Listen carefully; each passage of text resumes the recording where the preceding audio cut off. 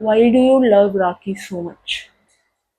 అన్నయ్యలందరినీ వరుసగా కూర్చోబెట్టి ఒక్కొక్కరికి రాఖీలు కట్టి స్వీట్స్ పెట్టి బ్లెస్సింగ్స్ తీసుకొని ఇంకా బాగుంటుంది ఆ ఫీల్. చాలా బాగుంటుంది. బొంగు ఇందుకోసం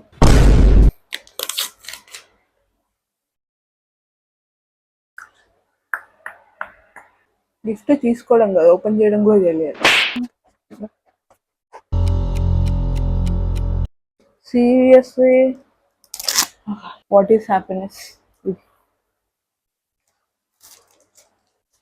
ఇట్లా గిఫ్ట్ ఓపెనింగ్లు, ప్రోడక్ట్స్ ఓపెనింగ్లు చేస్తా అనుకోలే, బట్ బాగుంది బాగుంది. ఇంకా ఉంటుందో నేను ఛార్జింగ్ ఉందా లేదా ఆ విషయం ఓపెన్ చేసాను.